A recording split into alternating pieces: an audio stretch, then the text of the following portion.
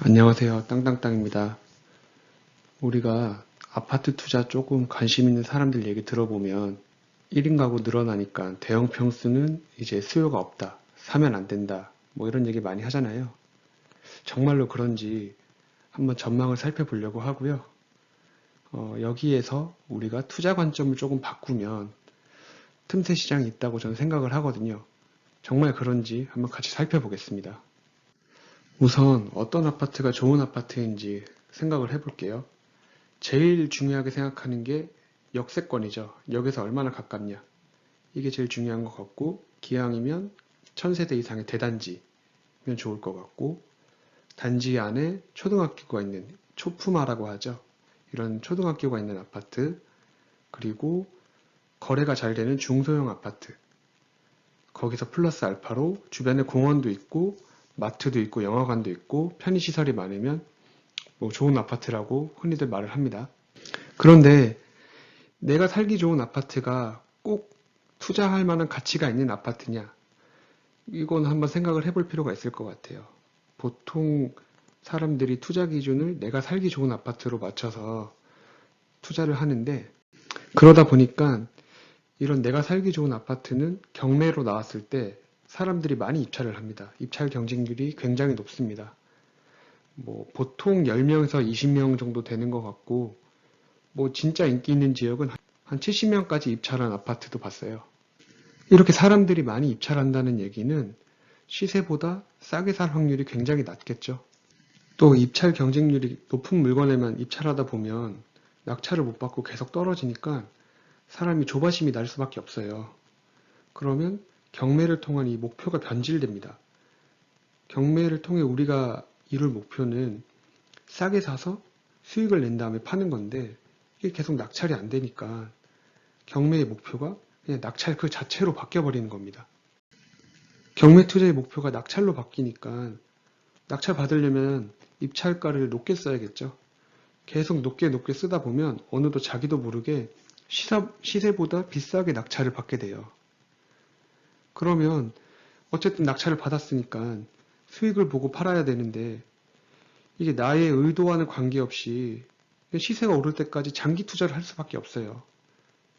그러니까 장기 투자라는 거는 장기 보유했을 때 부동산 가치가 상승할 거기 때문에 이걸 기대하고 계속 장기 보유를 해서 투자를 하는 건데, 이런 상황은 손해를 보지 않기 위해서 어쩔 수 없이 장기 투자를 하니까 이게 되게 낙찰받고 하루하루가 괴로운 거예요. 그럼 이런 상황을 만들지 않으려면 어떻게 해야 되느냐? 내가 살기 좋은 아파트가 투자 기준이 되면 안 돼요. 투자 목표와 투자 기준을 명확하게 세워야 한다. 투자 목표는 단순하죠. 이 투자를 해서 내가 돈이 남냐, 수익 창출이 가능한가, 이게 목표가 되겠죠. 그리고 이 투자 목표를 달성하기 위해 어떻게 투자 기준을 세워야 되냐. 뭐 이것도 간단합니다. 시세보다 싸게 살 수 있는 물건인가. 여기에만 집중을 해야 됩니다. 그럼 아파트 시세라는 건 어떻게 형성되는지 한번 살펴볼게요. 시세가 얼마인지를 알아야 이거보다 비싸게 살지 싸게 살지를 알 거 아니에요. 우선 시세를 형성하는 뭐 여러 가지 요인이 있는데, 가장 큰 범위의 요인을 보면 정부 정책 그리고 기준금리가 가장 큰 요인이 됩니다. 여기서 이제 지역별로 확대해서 들어가면 입지에 따라 단지별로, 동별로, 층별로 시세가 다르게 형성됩니다. 그래서 같은 역세권이라도 아파트마다 가격이 조금씩 다른 거겠죠. 다시 말하면 이 시세에는 우리가 생각하는 이런 입지 요소가 어느 정도 반영은 되어 있습니다. 특히 아파트는 거래량이 굉장히 많잖아요. 그래서 이 입지에 따라 시세 차이가 그래도 비교적 뚜렷하게 나타나는 편입니다.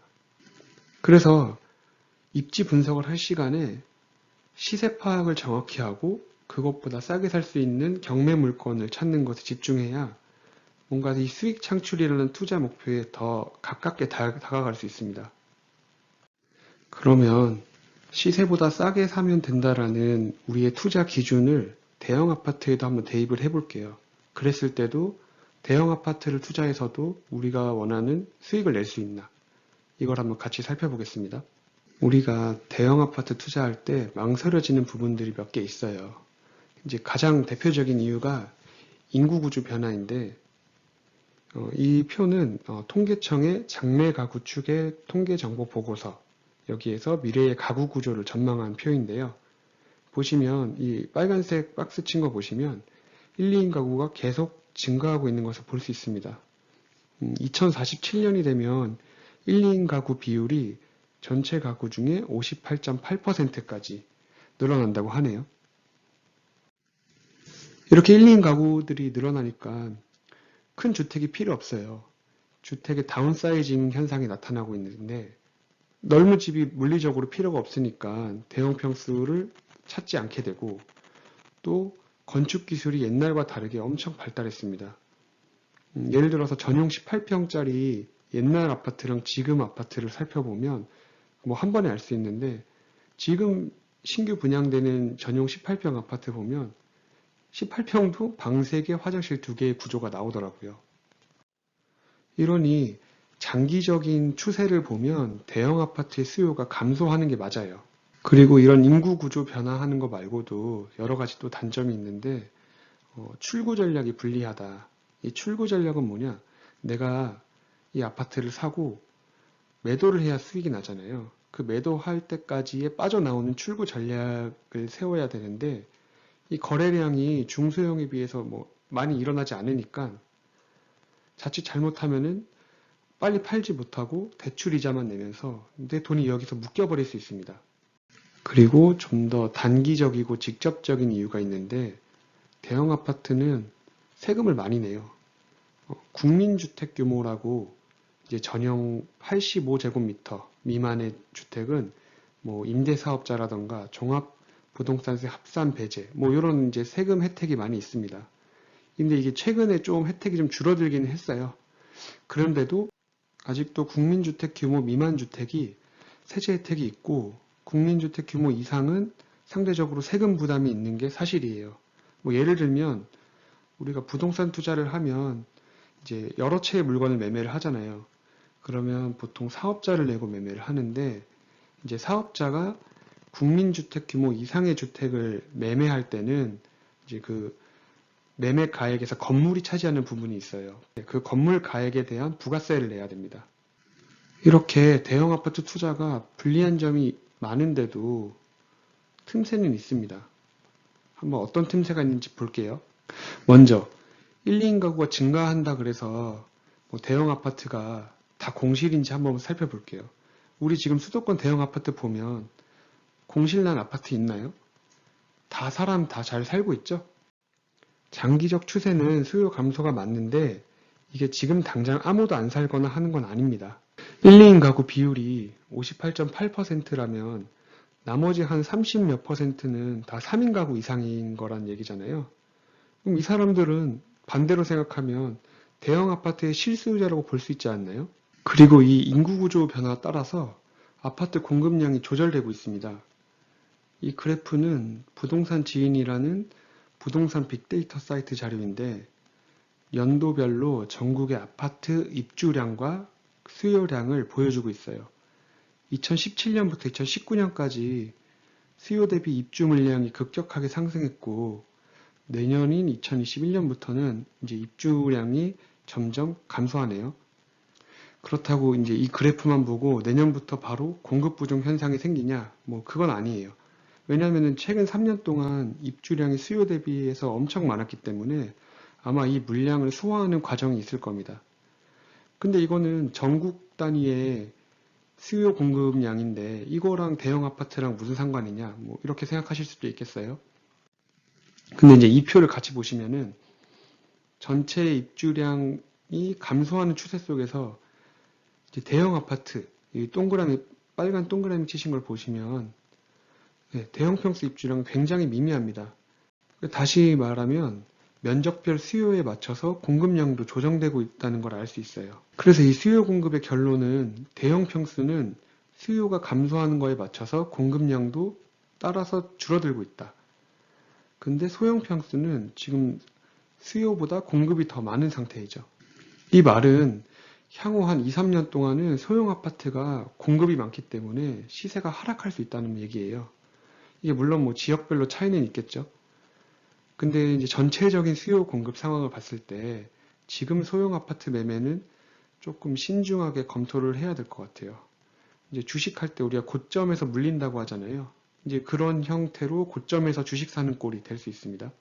최근에 3년 동안 아파트의 면적별로 매매가 상승률이 어떻게 변했는지 한번 볼게요.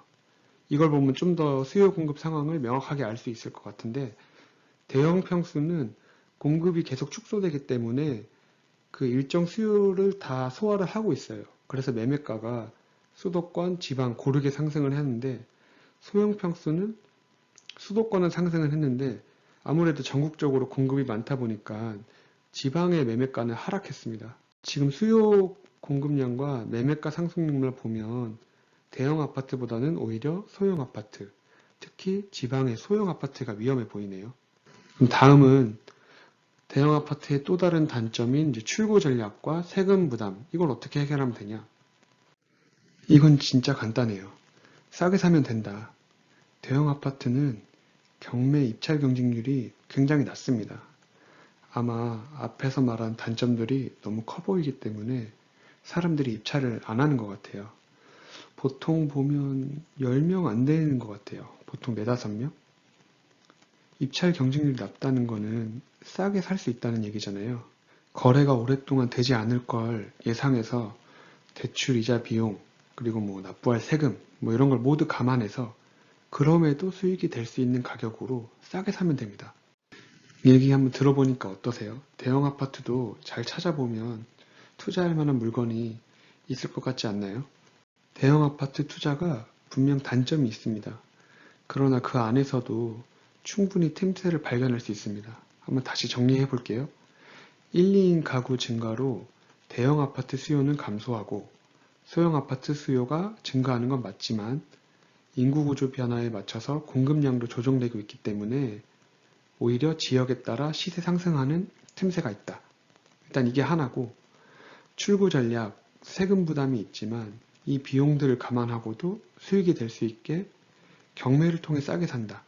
대부분 대형 아파트의 단점만 보고 입찰하지 않기 때문에 경쟁률이 낮아서 싸게 살 수 있는 기회가 있다. 이렇게 정리가 되네요.